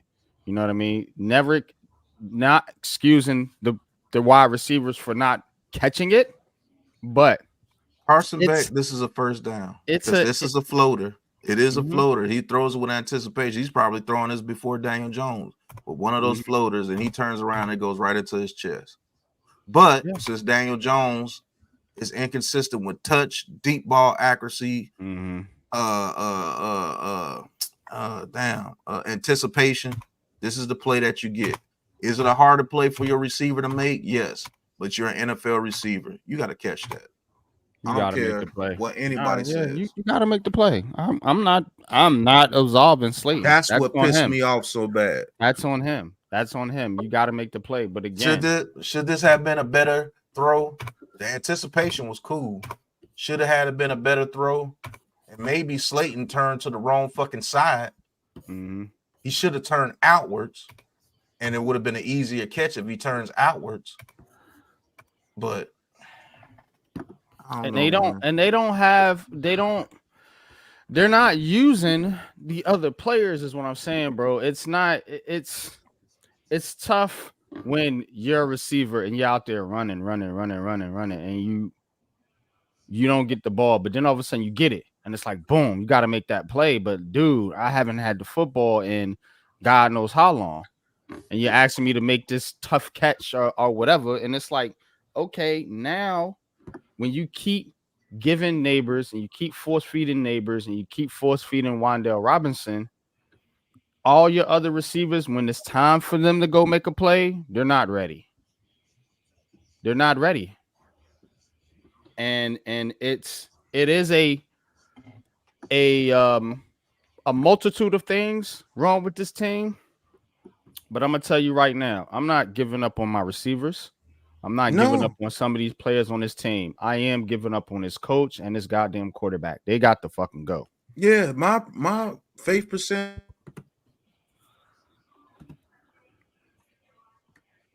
You there? Yeah, I'm still here. I'll talk to Pat. Oh. I do believe that Dabo is a problem, but I do know Daniel Jones is a problem too. Yeah. What's going on, Coach? And I believe they're absolutely horrible problem together. Yeah. Now, you don't have any faith of Dabo getting a new quarterback. I'm saying is if he does get a new quarterback, I believe he opens up the playbook, which is a fireable offense in my opinion, because you're supposed to open up your playbook regardless. And if you don't have faith in Daniel Jones, you should have benched him a long time ago. But I think he will do better with a better quarterback. But to me, it's not about the quarterback with Brian Dable. I don't like his style, bro. Like Same with me. You see what I'm saying? Like, I know he can coach up quarterbacks. I know Brian Dable can do that. And I think with a better quarterback, this offense will look better. But is it going to be turned into a championship team? I don't think so with this head coach. Probably not. I think he's too stubborn.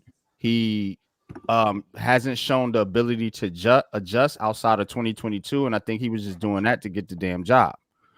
And that's the truth. And again, he because he revert back to his old ways. So it's not about Daniel Jones to me with Brian Dable. Although like I said, I'm out on Jones now. I'm done. He needs to go, but Brian Dable needs to go right along with him, because I'm not gonna let him pick another quarterback.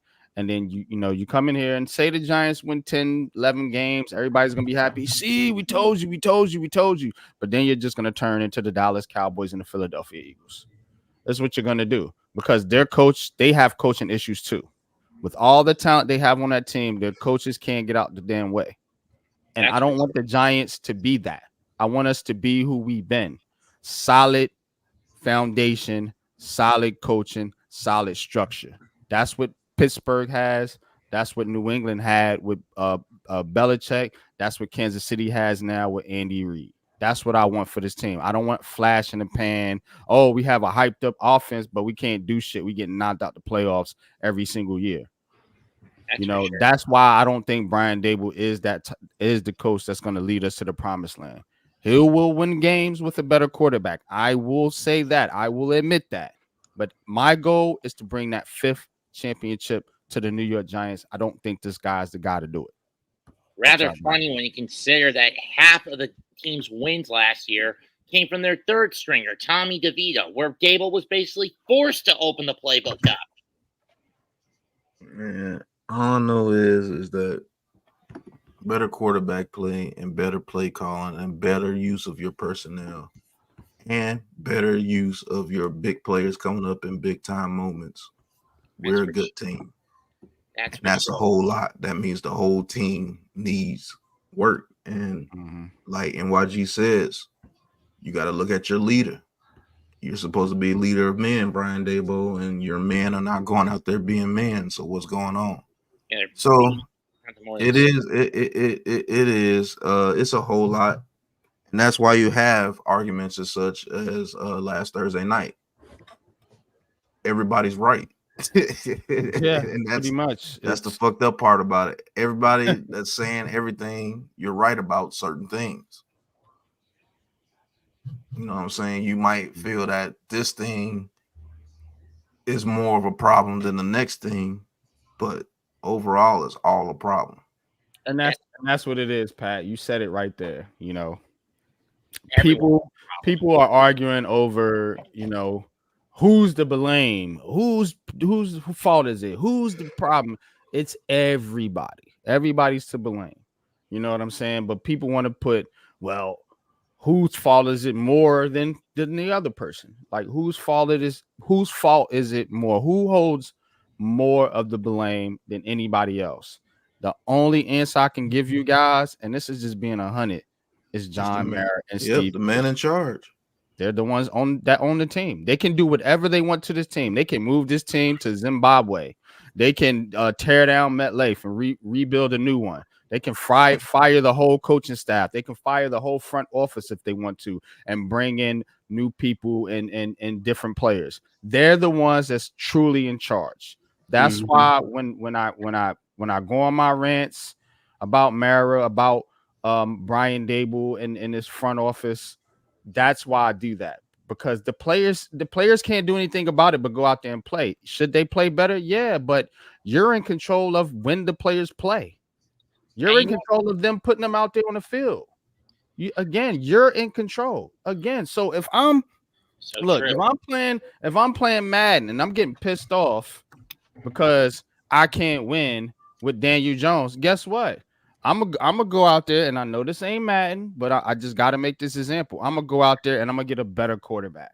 I'm gonna get better receivers. I'm gonna get better playmakers that fit my scheme, that fit what I'm trying to do. Because if they don't fit, guess what? You picked them. You can't be mad at nobody else but your goddamn self. You brought these guys in here. That's a fact. And you know what the sad thing about that is? The motherfuckers. Right. You know what the sad thing about that is, guys? Want to know what the sad thing about that is? The sad thing is we can't. The only way we're going to get rid of Mara is if he himself goes belly up. I don't wish that on anybody, but I'm just saying that as a sad and inevitable fact. You're gonna get his son, and he's gonna run the same shit the way his dad did. Right, Like, you're not gonna get rid of the young shit, bro. Right. Like, it doesn't. That's not what you I'm don't coming understand. at. Somebody under the Mara tree is gonna take over. Yeah, unless the team is sold to somebody else outside. Yeah. And then if they sell it to somebody outside, guess what? All your gear and everything is gonna be gone because they're probably gonna. Man, they could change the name.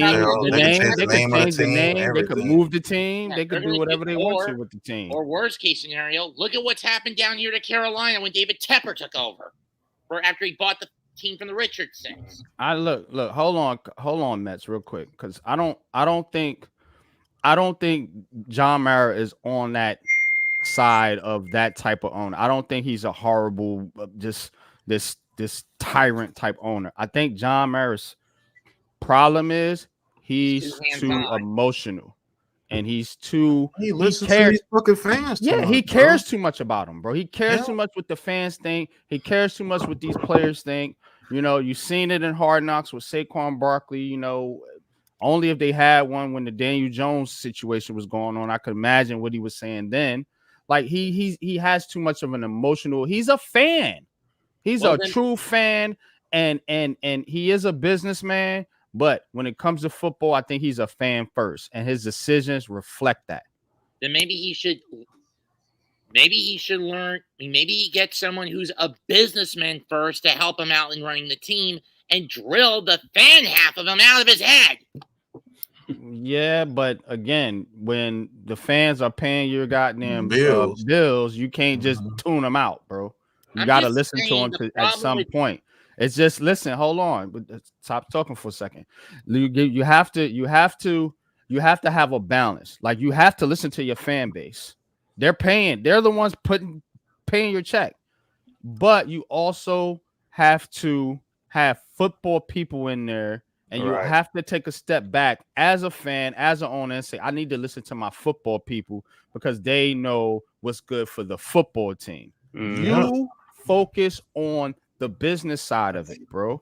John Mara, work on that stadium, change that field. You know, let's get let's go back to the legacy uniforms, like things like that. That's what you can do to help appease the fan base and let the football people work on football things. But the Giants have been so bad. I think John Mara feels that he has to get involved more because the team is so bad and he doesn't know what's going on. Well, that's why I think the disconnect is. And most of the problem is it's on him for being an overkill people pleaser, sweeping not just the team's flaws, but his own character flaws under the rug instead of being forced to look in the mirror and say, I'm the one at fault for most of this, if not all of it. No, I think he actually reflected on that, and that's where the hiring of Dabo and Brian and Joe Shane came from. Listen, and NYG, you're probably not gonna like this, but I'm not putting that much blame on John Mara. Now, I put the blame on John Mara as choosing the people to come in, but he did exactly what you wanted him to do. He went outside the organization. He didn't bring in another retread. Now, he did go to the Bills where they have some type of relationship, but you're running $1 billion business. You want to trust people that you have around you. You know what I'm saying? Yeah. Now, hold on, Mets. Sorry. Now, this time, maybe you do just go out of the blue. You go with somewhere that you don't have a great relationship with, and you go get some people that'll come in, and basically what they'll do is they'll shut the door on John Mara. Not saying they'll shut him out, but they'll shut the door on John Mara, make these decisions, and be like, hey, Mara, we're doing this. You know what I'm saying? I still think Joe Shane and Brian Dabo kowtow just a little bit to John Mara. Yeah. Just a little. I think it's a slight little bit right there because they're young. This is their first time doing this. That's why I want somebody like a Mike Vrabel as the coach, the motherfucker that's been doing this for years, and he knows what he wants to do, and he's going to do it his way. That's the only way he's going to take the job if you allow him to do it his way. I think we need somebody like that here if we move on from Brian Dable, which I'm totally on the side of as of right now. There's still 13 weeks to play. But as of right now, if the decision had to be made, NYG, I am 100% behind you. Let's let go of Dabo. Let's get rid of Daniel Jones. Let's bring in a quarterback and a coach that knows what the fuck he's doing. Right. Absolutely, man. Absolutely, man. Now, can that change for me? Yes. Over the next couple of weeks, that could absolutely change if he's starting to call plays like that one Malik Neighbors play where Jones throws the ball late. You know what I'm saying? And it's not a touchdown. And you know what, Pat? Maybe Daniel Jones is the fucking problem, bro. Yeah. Maybe he is the problem, bro. But again, man, like you said, and I kind of got this from you and Coach. If he's just doing that to Daniel Jones and he's just handcuffing Daniel Jones, why not bench him, bro? Like, let's just move on already. Let's move on. Let's put Tommy DeVito in there, maybe win 3 or 4 games, and let's move on. End the saga. Maybe that energizes your fucking team. Maybe DeVito comes in there and we make the fucking playoffs. Who knows? Who knows? Because at least with DeVito, he's giving it his all, and it's just that he's just that limited. But he's not a number 6 overall draft pick. He's not bringing the media attention to you all day long, every day. Mm-hmm. Just bench him, bro. Get rid of him. Bench him. DeVito may be a flash in the pan at best, but he was a flash in the pan that made things fun on the field. True. He brought a different energy to the team. Yeah, and that energy can lead on to the next year, and that new quarterback gets that energy from these guys. Hey, look, we can win. All you got to do is be you. And you know what I'm saying? Mm-hmm. Just bench him. That's what I'm saying.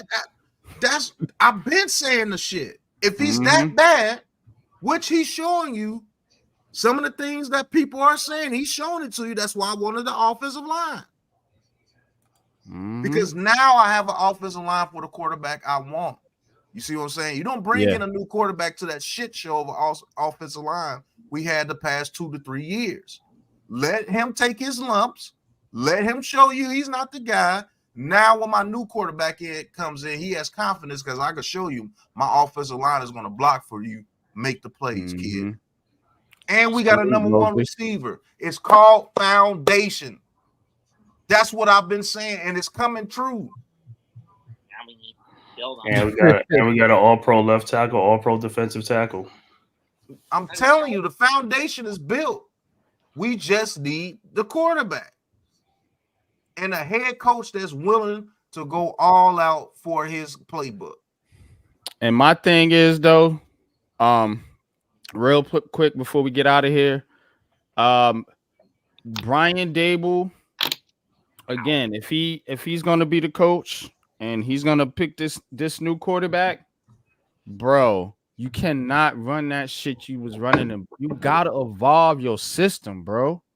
And you have to evolve your system. To be honest with you, I can say this too. Maybe Daniel Jones is that limited where he can't open up his playbook.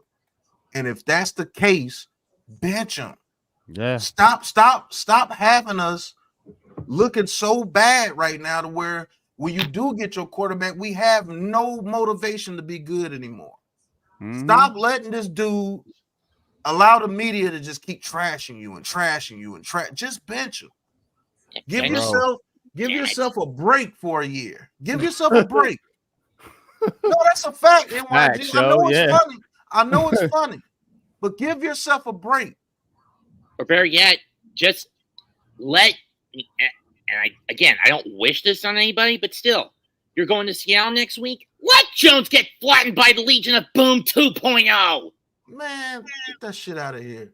You bench him and you give yourself a break. You start putting yourself in a good media aspects where they're going to finally say, thank God Daniel Jones is benched. Yeah. Now they can't say Daniel Jones is this, Daniel Jones is that, Daniel Jones is this, Daniel Jones is that, Daniel Jones is holding you back. Daniel Jones. No, you can't say Daniel Jones is anything because he's gone. Yeah. Look how elated the real fan base was when Tommy DeVito got in there after Daniel Jones got hurt. We didn't have to hear about it.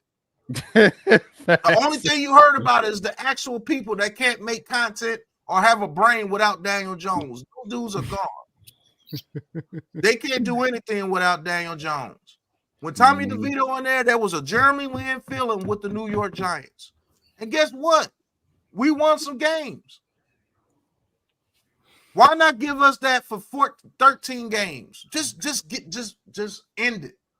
And the games we won were pretty. We don't have faith in Daniel Jones. We're gonna move on from Daniel Jones after the season. End it. Tommy DeVito or even Drew Lock, go in there, get your ass whooped for some games, get us a good draft pick, and let's get this quarterback in here. But we're gonna open up this playbook, and if you guys show that you can get the job done, guess what? You might be a quarterback. But I'm going to open up this playbook. I'm going to bench this damn media distraction. I'm just, you got to be tired of it by now. Just bench him. Let him go. Let him go to wherever he goes. Maybe he can turn out good somewhere else, but bench him. Stop the whole Daniel Jones saga and just bench him. That's it. Yeah. They got to end it, bro. They got to end it. They gotta end it because it's just pulling you more and more and more and more into a dark cloud. It's more and more bashing of your players. It's more and more bashing of your organization. It's more and more of the fans being disappointed. Just do it. Just bench them. It's more and more get rid of them.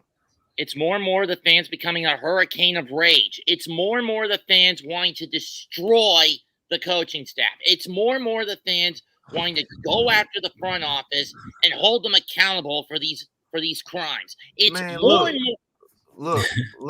Look. I'm not even about the holding people accountable no more part. Me as an owner, unless John Mara is forcing them to keep Daniel Jones in there, I don't know why you just don't bench the dude. Just to be honest with you. Because if I can't run my plays with you, why the fuck am I putting you in the game? Now that's where NYG comes into part. If I can't win with you, I can't coach with you, I can't do anything with you, get the fuck off my team. If I can't open up my playbook with you. That's fact. Cannot play with him. Cannot win with him. Cannot coach with him. Can't do it. Just bench him and get the shit over with. We're already considered one of the worst teams in the league, so what are you losing? If we go 2-15 with Drew Lock, fuck it. Or if we go 3-14 with Tommy DeVito, fuck it. Fuck it. Let's just go 3-15 to get our quarterback for next year. But the whole game plan is in the play, and everybody knows what to do. We have a foundation. Young fella go in there. We're behind you. Let's go win some games with you. And you may win 10 games your first year, like a CJ Stroud with somebody like that. Who knows? Mm-hmm. But just stop the saga, bro. Just end it. Can I just ask one question before we head out? Go ahead, Mr. I gotta go because I gotta go. we about to end it though, yeah. As it stands now, the top two quarterbacks are Carson Beck and Deion Sanders' son. Out of those two, according to who? Right. This quarter, not me, sir. What I seen last night at Jalen Milroe, you got to put him on the map. And but Cam we have Ward. to change our whole system if we do it with Jalen Milroe. Mm-hmm. Now, the guy that I believe if Brian Dable is here is Drew Aller. I know for a fact that's the guy that they would get. But what are the odds of he does something stupid like, say, draft Arch Manning? That's 2 years. That's 2 years from now. That's 2 years from now. And that's not a stupid thing. Arch Manning is the truth. He's nice. Arch Manning is nice, bro. Arch Manning is the fucking truth. That 2026 quarterback class is nice. Hey, Pat, I want you to do that. What's that? Arch Manning game from yesterday. Like to look at it, stuff like that. I mean, some of his mannerism was crazy, bro. Yeah. Like Eli Manning, like the fake, the look off, and all that type of stuff. He's doing NFL moves for a quarterback. He will fit with this receiver. Yeah, he has more swag. Malik Neighbors would love him, bro. Mm-hmm. You could do a film review on Arch Manning. The fact that he's a lot more mobile than his brothers ever were. Yeah. He's basically like a clone of the old, you know what I'm saying, the old Manning, and then he is what they wanted with Daniel Jones. He wanted that. They wanted that Manning, that look. That size, the arm strength. They wanted that look. Arch Manning is definitely that. But they wanted that new age quarterback that can make plays off script with his legs and different things like that. So he is the perfect blend for the New York Giants. I will say that, but you can't. But that's 2 years from now. That's 2 years from now. Yeah, you got to go get your guy next. Yeah, you got to go get somebody next year, bro. And like I said, Brian Dable, just bench the man. Just bench him, bro. I mean, seriously, and get it over with. Get it over with. Bench him in the whole Daniel Jones. And I gotta watch the quarterback from Tennessee more too. That dude is a monster. I want to see him throwing the ball because against Oklahoma, he was just running the ball a lot because I know they was beating Oklahoma. Ian Malafalo, whatever his name is. Okay. That dude's a monster. But let me get out of here because I gotta go. All right, we're gonna end it. We got to get ready for our show too. 1 p.m. We will be calling the couple of hours Saints and Falcons game right here on the Big Blue Crew Sports Network, Unpopular Opinion Sports, and the Man Cave Podcast. Will be streaming on multiple platforms. So check us out. Got the Falcons and Saints call. Pat, you calling the Texans and Jaguars. So Texans, Jaguars, Saints, Falcons today, and then later on it will be Commanders, Cardinals. We will all be on the call for that. What you got, Mets? I got Pirates, Yankees, and around 3 o'clock. You got Pirates, Yankees. So definitely I will be listening in to you. No, I'm a big Yankee fan. So but we'll be on the call with the football games, obviously. But I'll be checking you out. I'll be listening. Grant will also be scoreboard watching the NL wildcard hunt race. Yeah, everybody, please hit the like and subscribe button, and also share on all social media platforms. Big Blue Crew Sports Network. Go subscribe to Mets 2128, my show, the Man Cave Podcast, Big Pat Sports Talk, Unpopular Opinion Sports NYG, G Nation Inside Sports with Big Lou, Miz in the Midday, Wales to New Jersey, Classified 3F with Joel, Mac the Giants fans, Zion's in it, and many, many more. Absolutely, man. But that is the show for today. Please like, share, and subscribe. I will be back next week for the London game. So NYG22 Unpopular Opinion Sports will be giving you your wake-up call next week. I think it's 9:30. I'm trying to see the teams. Jets, Vikings. Yep, Jets, Vikings. Thanks for that, Mets. Jets, Vikings. So I'll be called with the Jets, Vikings next week, 9:30 in the morning. I will be having the calls on all those early morning games, and they've been fun for me. I like to do it. I get my little coffee, wake up, man, and go in. So definitely looking forward to that next week. But until next time, y'all already know what it is, man. We're gonna get up out of here. The Big Blue Crew Sports Network outro, man. Please like, share, subscribe, and see y'all in a little bit. Peace.